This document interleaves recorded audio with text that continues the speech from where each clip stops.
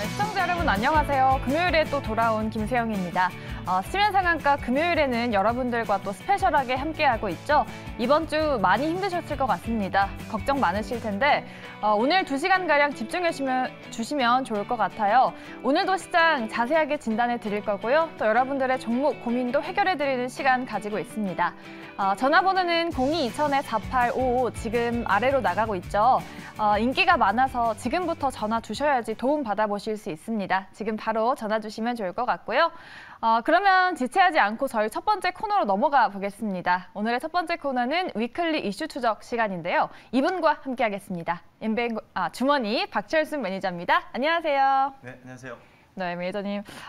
오늘 불금이 됐으면 했는데 파란불이 나왔습니다. 네. 블루 금요일 좀 잘 보내보셨나요? 오늘 사실 이번 주가 좀 증시가 굉장히 네. 좀 불안했잖아요. 그러니까요. 이게 또 하락하다가 반등하는가 싶더니 네. 또 밀리고 이러다 보니까 지금 대부분의 개인 투자분들이 상당히 지금 매매하기가 어려운 시점일 것 같습니다. 막 주식이 지금 엄청나게 올라갈 만한 호재도 없고 네. 그래서 조금 기대를 했던 분들이 당장에 일단 미국의 셧다운도 해소가 좀 됐었고 그다음에 장기 국채 금리도 좀 떨어지고 그리고 오늘 같은 경우는 한국 이제 무역 수지도 좀 잘 나왔었거든요. 네. 좀 반등이 좀 세게 나올 수도 있지 않을까라는 기대감이 있었음에도 불구하고 아직도 지금 너무나도 많은 대외 변수가 남아 있습니다. 뭐가 있냐면 이제 당연히 테이퍼링이라든지 금리 인상도 있고요. 그리고 계속 파월 의장도 얘기를 했지만 인플레이션에 대한 부담도 굉장히 있잖아요. 그리고 이제 중국 헝다 그리고 이슈도 있는데 물론 중국에 국한될 것 같긴 하지만 그래도 이런 이슈가 있음에도 불구하고 중국이 이제 연휴에 들어갔단 말이죠. 그래서 그 회사의 어떤 동향을 살필 수도 없는 상황이고 그래서 이런 대외 변수가 워낙 많다 보니까 시장은 여전히 지금 관망하는 추세로 가고 있고 그러다 보니까 수급도 강하게 붙지 못하고 있는 상황입니다. 그래서 당분간은 사실 대외 악재가 아직 해소가 되지 않고 있는 상황이기 때문에 변동성장이 지속될 확률이 높아요. 그래서 여러분들이 실적이 일단은 하반기 때 좋을 만한 기업들, 내년까지도 성장 가능성이 있는 기업들 비중을 확대를 하셔야 변동성장을 좀 대비할 수 있다는 점을 간략하게 말씀드리겠습니다. 네, 알겠습니다. 이제 더 자세하게 또 시장 추적해 보도록 할게요. 어려운 장에서도 살아남을 업종을 저희가 또 고르고 골라서 끈질기게 추적해 볼 텐데요. 오늘도 3가지 꼽아 오셨죠. 네. 먼저 뒤에서부터 하나씩 오픈해 보도록 할게요. 자, 3위입니다. 첫 번째 이슈 열어보겠습니다. 네, 키워드는 믿을 것은 실적뿐입니다. 매니저님 최근에 이 키워드 재미있게 꼽아오시려고 되게 노력하셨는데 제가 지난주에 노래 시켜가지고 이제 그렇게 안 꼽아오시나요? 그건 아니고요. 네. 사실 이게 지금 실적주들을 제가 2-3번 정도 방송에서 언급을 드렸어요. 그래서 공략주들도 소개해 드렸는데 그만큼 지금 앞서 말씀드린 것처럼 변동성이 계속 남아 있습니다. 네. 물론 시간이 지나면 해소될 악재들이긴 하지만 이 악재가 아직도 시장에 영향을 주고 있고 실제 수급을 끌어당기지 못하는 요인으로 작용을 하고 있기 때문에 당분간은 계속 언제나 올랐다 내렸다를 반복할 수 있는 즉 변동성장이 지속이 될 확률이 굉장히 높기 때문에 이럴 때 우리가 테마주를 쫓거나 또는 이슈가 되는 뉴스를 보고 자극적인 기사를 보고 매매하는 식의 방식은 굉장히 위험할 수가 있습니다. 그래서 지금은 실제 키워드처럼 믿을 건 실적밖에 없죠. 왜냐하면 또 이제 4분기가 시작이 됐잖아요. 오늘부터 시작해서. 그래서 실적 시즌이 시작이 됩니다. 다음 주부터 이제 삼성전자 잠정 실적이 발표가 될 텐데 그러면 당연히 변동성도 아무래도 지금 있는 조정장인데 실적까지 안 좋은 종목이 과연 시장에서 주목을 받을 수 있을까요? 그만큼 지금 투심이 떨어졌다는 거예요. 그래서 지금은 반드시 여러분들이 재무제표 확인하시고 실적 성장성이 남아있는 기업들의 비중을 최대한 늘려놓는 전략으로 가셔야 지금 대응이 쉽다라는 점을 말씀드리겠습니다. 네, 항상 또 믿을 건 실적뿐이다 여러 번 말씀해 주셨지만 오늘도 또 강조를 해주셨어요. 그러면 핵심 아이디어를 좀 전해주셨으니까 그럼 그런 기업들을 잘 골라낼 수 있는 옥석 가리게 할 수 있는 매니저님만의 비결이나 팁 같은 게 따로 있을까요? 네, 팁도 말씀을 연이어서 드리겠지만 먼저 업종 몇 가지만 소개를 드리면 업종이요? 제가 지금 시장에서 그나마 좋게 보는 것들은 실적 성장 기대감, 하반기뿐만 아니라 내년까지 좀 기대감이 있는 종목들이 좋은데 그중에 하나는 역시나 매주 말씀드리고 있는 2차 전지입니다. 2차 전지 정말 2달 내내 말씀해 주셨죠. 사실 이게 가장 간단한 원리인데요. 수요와 공급의 원칙을 보면 일단 수요가 계속적으로 끊이지 않고 나오고 있는 게 지금 2차 전지 전방 산업이거든요. 그러다 보니까 일단은 이 회사의 어떤 성장성에 대한 부분들은 아직도 지속이 될 수밖에 없는 상황이다. 그래서 하반기도 아니고 내년까지도 충분히 이 2차 전지 시장의 어떤 성장성은 유효하다라고 판단하고 있고요. 그렇기 때문에 지금 베팅하기는 상당히 아직도 매력적인 섹터다. 그리고 추가적으로는 역시나 성장성, 어떤 성장의 앞으로의 폭을 봤을 때는 2차 전지와 함께 더불어서 제가 수소 섹터를 많이 말씀드렸잖아요. 그래서 수소 관련된 섹터도 실제 이제 매출이 나오기 시작하는 기업들이 많이 생겼기 때문에 이쪽도 함께 병행해서 보시는 게 좋다라고 말씀을 드릴게요. 네. 추가적으로 반도체를 최근에 좀 말씀 안 드렸잖아요. 네. 4분기 이제 디램 가격이라든지 이런 가격 하락에 대한 리스크가 있지만 한 내년 2분기부터는 조금 이제 이런 부분들이 좀 해소가 될 것 같아요. 반도체가 많이 빠졌잖아요. 네, 그러면 그래서 내년 2분기까지는 좀 조정을 이어갈까요? 아닙니다. 지금 제가 보기에는 지금 굉장히 많이 조정을 받았기 때문에 오히려 밸류에이션 매력이 좀 늘어나면서 저가 매수세가 충분히 들어올 수 있는 가격대라고 보여지고요. 그리고 이제 주식이 사실 선반영되는 부분들이 있잖아요. 네. 그래서 내년 이제 2분기 이때부터는 조금 더 업황이 좋아질 걸로 보기 때문에 미리 이런 것들에 대한 어떤 준비를 하고 있는 어떤 매집 세력들 같은 경우는 4분기부터도 충분히 들어올 수 있지 않을까. 네. 그래서 반도체 쪽 섹터도 여러분들이 좀 보시는 게 좋을 것 같습니다. 네, 반도체, 수소 그리고 우리 메이저님이 수익 많이 내주셨던 2차 전지까지 또 네. 말씀을 해주셨는데 그러면 본격적으로 옥석 가리기 핵심 팁 네. 알아볼까요? 일단 실적을 계속 봐야 된다라고 말씀을 드렸었는데 네. 일단은 항상 여러분들이 뭐 매출액 기준으로 많이 보시는 분들도 있어요. 주식을 이제 처음 하시는 분들은. 근데 저 개인적인 기준이지만 저는 매출액 잘 보지 않습니다. 매출액 중요하지 않나요? 네, 매출액이 횡보를 하고 네. 있어도 오히려 영업이익이라든지 순이익이 올라가는 기업들이 있거든요. 오. 그리고 뉴스를 보다 보면 매출액만 부각시키는 경우가 있어요. 영업이익이나 순이익은 안 나오고 그게 뭐 불법은 아니니까요. 네. 그런데 실제로 그런 기업들 중에 매출액이 잘 나옴에도 불구하고 영업 손실이 나오는 기업들도 많습니다. 그래서 여러분들이 지금 같은 변동성장에서는 꼼꼼하게 내가 들어갈 종목들 아니면 가지고 있는 종목들의 영업이익이나 순이익이 성장을 할지 안 할지 그 기대감이 있는지를 꼭 옥석을 가리셔야 된다는 점 말씀드리겠고 네. 추가적으로 지금 최근에 보면 부채 비율 높은 기업들이 안 좋다는 것들은 다들 잘 아실 것 같아요. 그쵸. 근데 이제 유상증자라든지 이런 특수거래를 통해서 자금 조달하는 회사들이 굉장히 많거든요. 근데 이게 빈번하게 되는 기업들 같은 경우는 물론 뭐 증설하거나 미래에 대한 투자를 위해서 유상증자를 해서 이런 것들을 한다면 상관이 없겠지만 부채 비율을 낮추기 위해서 자본금을 끌어들인다 이런 개념으로 만약에 들어오는 기업들이 있다면 사실 좀 위험하거든요. 왜냐하면 유상증자를 하게 되면 주식수가 늘어나잖아요. 그쵸. 그러면 주가는 희석되기 마련입니다. 주당 가치가 좀 떨어지게 되죠. 그래서 유상증자라든지 이런 특수거래를 통해서 자금 조달을 굉장히 빈번하게 하는 기업들은 항상 여러분들이 사업이 잘 돌아가고 있는지 다시 한번 확인을 좀 해야 된다는 점 말씀을 드리겠고 네. 마지막 추가 팁은 역시나 지금처럼 투심이 약해지고 변동성이 많을 땐요.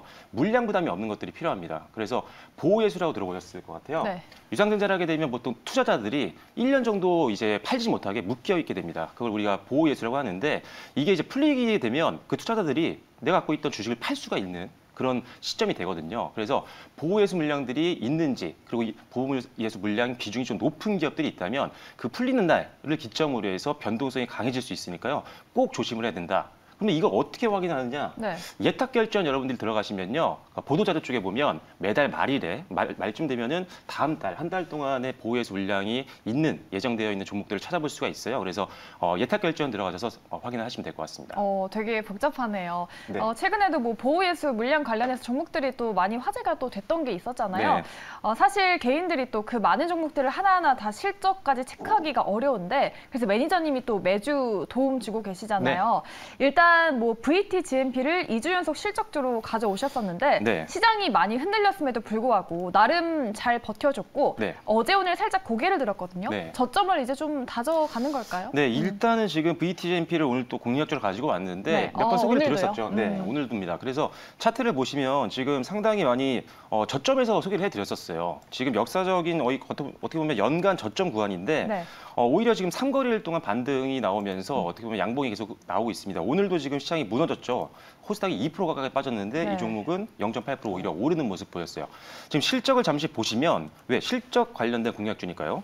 지금 올해 1분기 때 61억 원 그리고 2분기 때 67억 원의 영업이익을 달성했는데 작년 전체 영업이익이 지금 55억 원밖에 되지 않거든요. 네. 그래서 각 분기마다 작년 전체 영업이익을 뛰어넘는 실적을 달성을 한 게 바로 VTGMP입니다. 그런데 주가는 연 저점 구간이라는 거죠. 네. 그래서 굉장히 지금 실적적인 측면에서 봤을 때 굉장히 저평가 구간에서 우리가 관심 있게 지켜보기 좋은 종목이라고 보시고 지금은 어떤 종목이든 분할 매수로 들어가시는 게 좋습니다. 언제든 시장이 꺾일 수가 있기 때문에 평단가를 유리하게 하기 위해서 평단가를 안정적으로 만들기 위해서는 분할 매수 관점으로 항상 종목들을 대응하시는 게 좋다는 점을 다시 한번 말씀드리겠습니다. 네, 역대급 실적을 냈는데도 주가는 저평가 받고 있기 때문에 좀 업사이드 기대가 되고 있는 부분입니다. VTGMP 역시나 또 참고해 보시기 바라겠고요. 실적 좋은 종목 골라내는 비결 알려주셨으니까 네. 이 부분도 참고해 보시면 좋을 것 같습니다. 이제 두 가지의 키워드 아직 남아 있습니다. 탑2 두 번째 키워드 오픈해 보도록 할게요. 두 번째 키워드는요. 네, 고성장 대표 섹터입니다. 역시나 또 네. 그냥 키워드 고성장 대표 섹터 네. 어떤 걸까요? 또 이게 또 지난번에 소개를 해드렸던 네. 어떻게 보면 종목군이에요. 뭘까? 뭐냐면 2차 전지? 이제 자동차 경량화 쪽입니다. 경량화요? 그때 이제 수소 섹터 말씀드리면서 네. 자동차 경량화 쪽 기업들에 대한 관심이 필요하다고 말씀드렸었고 실제 코오롱 플라스틱이랑 현대 EP를 소개해드렸었잖아요. 코오롱 플라스틱이 진짜 어마어마하게 날아갔잖아요. 네, 수익이 9월. 지금 얼마나 나고 있죠? 9월 한 3일쯤 제가 9월 초에 여러분들께 해드리고 오늘 기준으로 종가 보니까 만약에 그 다음날 시초가에 매수하셨으면 한 111% 이상 와, 나왔던 것 한 같더라고요. 달 만에 100%가 넘는 네. 수익이네요. 물론 와. 이 정도까지 나올 거라고 생각하지는 않았어요, 저도. 정말요? 근데 네. 그만큼 시장이 힘들었다는 거예요. 그러니까요. 그러니까 이제 실적이 되고 그리고 성장 가능성이 높은 쪽으로 수급이 몰리다 보니까 오히려 좀 더 주가 부양이 잘 됐던 건데 네. 그만큼 지금 자동차 경량화 쪽 시장이 굉장히 좋습니다. 뭐냐면 모멘텀을 좀 말씀드려야 될 것 네. 같아요. 지금 우리나라 대표 이제 어떻게 보면 수소 관련된 사업을 영위하고 있는 대표 기업 중에 하나가 현대그룹입니다. 왜냐하면 수소차를 만들고 있는 회사니까요. 그런데 현대차 그룹이 지금 수소 전기차 RV 라인업을요 이제 1종에서 3종까지 확대한다라고 얘기를 했었고 그리고 제네시스도 2025년부터는 수소 전기차를 만들겠다. 뭐 그것뿐만 아니라 이제 상용차 그리고 승용차 거기뿐만 아니라 트램이라든지 또는 기차, 선박 이쪽까지도 자기네가 어떻게든 한번 도전을 해보겠다라고 하고 엄청나게 투자를 하고 있는 상태거든요. 근데 우리나라뿐만이 아니라 전 세계 모든 지금 대형 기업들이 이 수소 관련된 섹터라든지 또는 전기차라든지 이 친환경 관련된 자동차라든지 이런 것들에 대한 투자가 가속화되고 있는 상황이라 일단은 이 시장은 성장 가능성이 가장 높은 섹터 중에 하나다라고 보셔야 되는데 여기서 이제 어떤 거를 좀 봐야 되느냐. 일단 지금 친환경 자동차라든지 이런 것들 예를 들어 수소차가 있고 전기차가 있잖아요. 네. 근데 이것들을 보면은 내연기관이랑 비교를 했을 때 조금 아쉬운 부분들이 있죠. 왜냐면 1회 충전했을 때 가는 거리가 사실 내연기관보다 좀 짧잖아요. 그러니까 충전 시간도 좀 걸리고요. 네, 그래서 그게 가장 좀 큰 문제인데 이런 것들을 해결하기 위해서 가장 좋은 게 차량의 무게를 낮추는 겁니다. 보통 이제 1,500kg짜리 어떤 자동차의 무게를 한 10% 정도 줄이면요, 5% 정도의 연비 효율 개선 효과가 있다라고 하고요. 그리고 거리 같은 거나 이런 것들도 상당히 개선이 되고 제동 거리도 줄고 상당히 장점들이 많기 때문에 계속적으로 모든 완성차 업체들이 이 경량화에 엄청난 집중을 하고 있어요. 그래서 경량화를 시킬 수 있는 어떤 소재라든지 부품을 만들고 있는 기업들은 계속적으로 지금 시장에서 관심이 몰리고 전방산업에서 물건을 계속 달라고 요청을 하고 있는 상태거든요. 그래서 경량화 관련된 기업들, 코오롱 플라스틱과 같은 기업들을 우리가 앞으로도 계속 여러분들이 지켜봐야 된다는 점을 말씀드리겠습니다. 네, 요즘 정말 기업들이 가장 공들이는 게 이 수소 사업을 잡아라 이거잖아요. 수소 어벤져스도 출범하고 또 정부도 지원을 많이 해주고 있으니까 그러면은 일단 경량화 종목에 들어가기 전에 그 어벤져스 있잖아요. 현대, SK, 포스코 이 종목들도 유망한지 아니면 뭐 충전소나 자동차 부품주 그쪽도 괜찮은지 맞습니다. 궁금해요. 지금 사실 오늘은 경량화 쪽만 말씀드렸는데 친환경 자동차 관련된 섹터 또는 수소 산업 관련된 충전소라든지 모든 인프라 관련된 것도 마찬가지고요. 계속 관심이 필요합니다. 왜냐하면 성장성에 대한 부분들은 의심의 여지가 없거든요. 아마 시청하시고 있는 분들도 전기차 시장이라든지 수소차 시장이라든지 뭐 수소 연료 전지라든지 이 시장이 앞으로 성장하지 않을 거라고 생각하시는 분들은 아마 없을 거예요. 가장 당연히 성장하지 않을까. 근데 그게 맞는 거거든요. 시장에서도 이미 다 알고 있는 겁니다. 그리고 지금 전기차도 그렇지만 지금 대다수의 대형 기업들이 이 전기차 또는 연료 전지 배터리 이쪽에 베팅을 하고 있는 이유는 미래 성장성이 가장 높은 산업이고 지금 만약에 진입을 하지 못하고 지금 만약에 기술 개발하지 않고 R&D를 안 하게 되면 소외될 거란 말이죠. 기업은요, 계속 어떤 사업이 횡보를 하면 안 됩니다. 그러면 정체가 되기 시작하면 주가도 정체가 되고요. 이게 지지부진하게 지나가게 되면 오히려 주가는 꺾이기 마련입니다. 그래서 미래 성장 동력을 확보하기 위해서 노력하고 있는 거고 그중에 지금 가장 주목하고 있는 게 SK든 현대든 대다수의 기업들이 하고 있는 게 바로 이쪽 산업이기 때문에 관련되어 있는 뭐 충전소건 소재건 부품이건 장비건 계속 보셔야 되는 게 바로 이 수소화 그리고 전기차 관련 섹터라고 말씀드리겠습니다. 네, 우리 매니저님 말에 또 집중을 하게 될 수밖에 없는 게 앞서 말씀드린 코오롱 플라스틱 수익률로 또 증명을 했기 때문이 아닌가 싶은데 코오롱 플라스틱 지금 눈여겨봐도 괜찮을지 아니면 또 다른 공략주가 있으신가요? 코오롱 플라스틱은 사실 너무 많이 올라서 언제든 차익 매물이 나와도 이상하지 않을 것 같아요. 큰 자금을 갖고 있는 어떤 뭐 주포일 수도 있고요. 일반 개인일 수도 있겠지만 이게 동시다발적으로 나오게 되면 주가는 어떻게 뭐 방어를 할 수가 없죠, 사실. 매물에는 장사가 없거든요. 그러니까 조정 한 번 안 받고 쭉쭉 갔잖아요. 네, 9월에만 지금 100%가 넘게 올랐는데 여기서 매물이 나올 수도 있겠죠. 네. 항상 주가는 계속 가는 게 아니라 눌림이 나오기 마련입니다. 그렇죠. 네, 추가적으로 주가는 계속 올라갈 수 있는 가능성이 있지만 항상 차익 매물 나올 수가 있어서 지금 뭐 종가 수준으로 마이너스 뭐 5%, 네. 뭐 나는 한 10%까지는 그래도 나는 부담할 수 있겠다.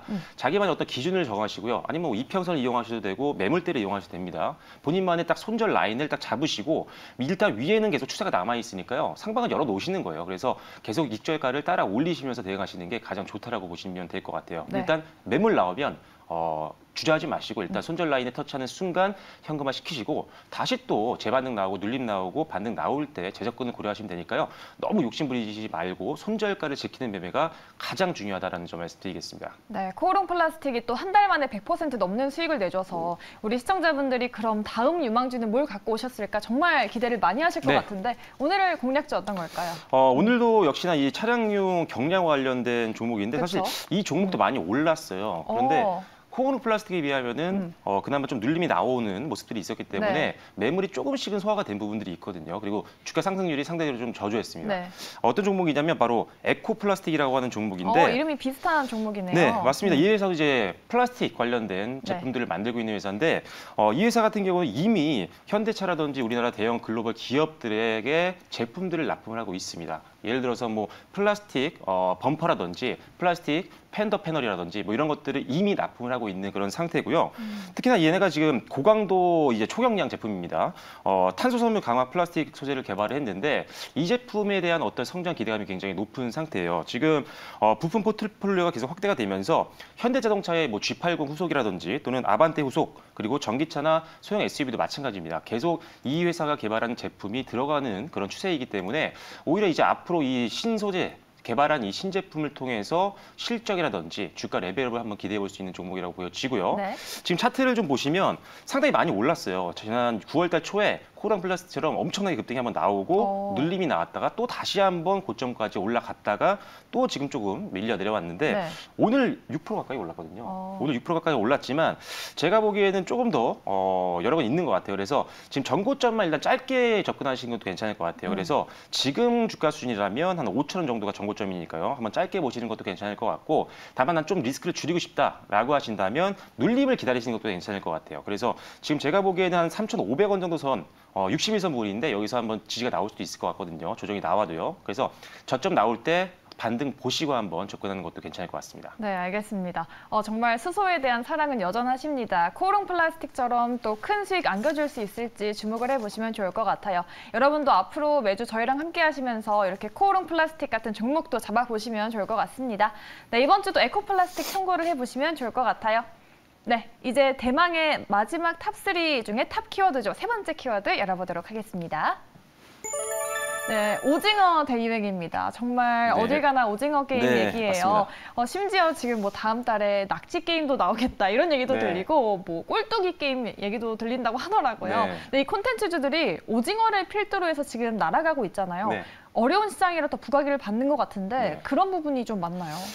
일단은 지금 여러분들이 뭐 뉴스를 많이 보셨겠지만 네. 그리고 주가를 보시면 아시겠지만 최근에 이제 이 오징어 게임이라는 이 드라마, 넷플릭스 드라마가 엄청나게 흥행을 했습니다. 저도 1회를 보고 나서 잠깐만 보려고 했다가 끝까지 다 봤거든요, 주말에. 그 정도로 저도 정주행했어요. 네, 재미있더라고요. 그런데 뭐 전 세계적으로 지금 굉장히 선풍적인 흥행을 지금 하고 있는 상태고 네. 그러다 보니까 지금 시장도 불안한데 이게 잘 간다라고 하니 수급까지 붙은 그런 상황이었죠. 그래서 관련돼 있는 걸로 보면은 당연히 뭐 컨텐츠 관련된 회사들이라든지 또는 엔터라든지 여러 섹터들이 있지만 네. 일단은 이게 흥행한다고 해서 관련돼 있는 섹터가 다 돈을 버는 건 아니거든요. 그래서 여러분들이 냉정하게 관련돼 있는 회사더라도 실적도 좀 확인하시고 그리고 추가적으로 컨텐츠 같은 회사 같은 경우는 미리미리 계약을 하잖아요. 네. 드라마 촬영도 미리미리 계약을 하고 진행을 하기 때문에 앞으로 어떤 재료가 나올 수 있는 어떤 실적이 나올 수 있을 만한 아니면 후속작이 계속적으로 예정이 되어 있는 기업들 이런 기업들 위주로 대응을 하시는 게 훨씬 더 좀 안정적인 투자가 될 수 있을 것 같습니다. 네, 지금 미국 시장에서도 넷플릭스 주가가 최고가를 찍는데 네.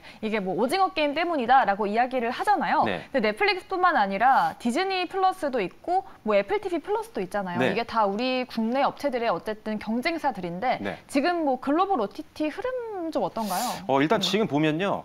넷플릭스 대표가 네. 무슨 인터뷰를 통해서 얘기를 했더라고요. 네. 이게 지금 오징어 게임 효과가 진짜 있는 것 같다. 그 대표가 오징어 게임 옷 입고 나왔다고 하던데. 네, 맞나요? 그래가지고 그 정도로 지금 우리만의 리그가 아닙니다. 지금 전 세계적으로 지금 그러니까요. 선풍적인 열풍이 지금 지나가고 있는 상태고 일단은 지금 그 넷플릭스 대표 같은 경우도 이게 아시아에서 가장 뭐 잘 흥행에 성공한 작품이 아니라 전 세계의 지금 드라마 중에 가장 선풍적인 인기를 끈 작품이 될 수도 있다. 그만한 지금 가치를 갖고 있는 게 오징어 게임이다라고 말씀했을 정도로 상당히 지금 인기가 많은 그런 드라마 컨텐츠라고 보시면 될 것 같고요. 네. 그러다 보니까 전 세계에 있는 많은 투자자들 이런 OTT 회사들이요, 우리나라 쪽으로 눈을 돌리고 있는 거예요. 그러면 자, 우리나라의 관심이 높아지게 되면 당연히 투자로 이어지게 될 거고요. 투자는 결국 시장의 성장과 관련된 기업들의 실적이 올라갈 수 있는 확률을 높여줄 겁니다. 그래서 지금 굉장히 우리나라 컨텐츠라든지 이 OTT 관련된 회사들에게는 굉장히 기회가 될 수 있는 그런 시장이기 때문에 관련 기업들은 역시나 지금과 같은 시장에서 우리가 주목을 해볼 수밖에 없는 그런 상황이라고 볼 수가 있겠습니다. 네, 일단 뭐 키워드가 오징어 게임이었으니까 오징어 게임이랑 직접적인 연관이 있는 종목이 뭐 쇼박스 그리고 버킷 스튜디오가 있잖아요. 네. 아니면은 또 여기에 낙수 효과를 받을 뭐 다른 여타 OTT 콘텐츠주들도 많은데 매니저님은 탑픽 어떤 걸로 보시나요? 저는 지금 굉장히 많은 회사들이 있는데 네. 조금 전에 제가 관련되어 있는 이 OTT 쪽과 관련되어 있는 많은 회사들이 있지만 네. 그중에 앞으로 어떤 작품이라든지 이런 것들에 대한 기대감이 있는 것들이 좋다라고 말씀드렸잖아요. 작품을 계약한 기업이 있나요? 네, 그런 게 있죠. 네. 자, 그래서 오늘은 많이 알려진 종목이에요. 그리고 최근에도 많이 올랐지만 네. 뉴라는 종목입니다. 요즘 좀 많이 급등한 측면이 네. 없지 않아 있는 것 같은데요. 네, 그런데 뭐 일단 지금 시장에서 네. 보면은 지금 일단 수급적으로도 굉장히 좋고요. 그리고 이 회사의 어떤 내용들을 보면 네. 디즈니 플러스에 향후 한 5년 동안요, 계약 관계가 지금 되어 있는 게 뉴입니다. 그래서 매년 디즈니 플러스에 1편 이상의 드라마를 공급을 하기로 계약이 되어 있는 상태고, 그렇기 때문에 이 고정적으로 나가는 드라마라든지 이런 컨텐츠가 또 흥행을 할 수 있는 가능성이 높다라는 거죠. 막연히 그냥 지금 수급 때문에 관련주로 묶여서 올라가는 게 아니라 네. 이게 아니더라도, 오징어 게임이 아니었더라도 계속적으로 컨텐츠를 지속적으로 내보낼 수 있는 그런 계약들이 지금 되어 있는 상태이기 때문에 앞으로 매년 한 편씩 최소한 한 편 이상의 어떤 작품 성공, 흥행에 대한 기대감이 있는 게 바로 뉴라고 보시면 될 것 같고요. 그리고 실적도 마찬가지입니다. 실적 당연히 봐야겠죠. 실적도 지금 사실 작년 4분기, 올해 1분기, 2분기 때는 영업 손실을 좀 봤었어요. 그런데 최근 들어서 굉장히 재무제표도 상당히 좋아지고 있습니다. 그래서 3분기 실적 시즌이 시작이 되게 되는데 지금 증권사 가이던스로 한 36억 원 정도까지 보고 있어요. 적자에서 흑자 전환으로 가는 그런 과정으로 보여지고 있기 때문에 일단 실적만 보더라도 굉장히 좋고요. 그래서 적자임에도 불구하고 주가가 많이 올라왔었는데 2분기 때 일단 흑자 전환까지 간다라고 한다면 조금 더 안정적으로 고점까지는 갈 수 있을 것 같고, 고점 이상도 한번 바라볼 수 있는 종목이니까요. 여러분들 한번 관련된 OTT 관련된 컨텐츠 종목들 중에는 뉴라는 기업을 한번 지켜보시면 좋겠습니다. 네, 알겠습니다. 이렇게 마지막 공략주까지 알아봤습니다. 오늘의 마지막 유망주는 뉴였습니다. 참고하시면서 또 수익 많이 내보시면 좋을 것 같아요. 자, 이렇게 뭐 실적, 수소 그리고 OTT, 오징어 게임까지 모두 알아봤는데요. 매니저님이 지난주 일요일에 특별 무료 방송 하셨었잖아요. 네. 이번 주에도 또 스페셜한 자리가 마련이 되어 있나요? 네, 이번 주가 아니라 다음 주의 주중에 또 네. 예정이 되어 있는데요. 매주 무료 방송을 진행하면서 시황도 살펴보고 전략도 말씀드리고 공략주도 설명을 드리고 있습니다. 관심 있으신 분들은요, 샵 2034번으로 이슈 추적이라고 보내주시면 참여 가능한 링크와 참여 코드 보내드리니까요. 샵 2034로 이슈 추적이라고 보내주시면 좋을 것 같습니다. 네, 샵 2034로 띄어쓰기 없이 이슈 추적 보내시면 됩니다. 과연 어떤 스페셜한 이야기 들려주실지 꼭꼭 확인해 보시기 바라겠습니다. 우리 매니저님은 다음 주에 또 다른 코너로 새로운 모습으로 찾아오실 네. 거죠? 네, 알겠습니다. 다음 주에도 수상 함께 해주시기 바랄게요. 매니저님은 다음 주에 뵙겠습니다. 오늘 말씀 고맙습니다. 감사합니다.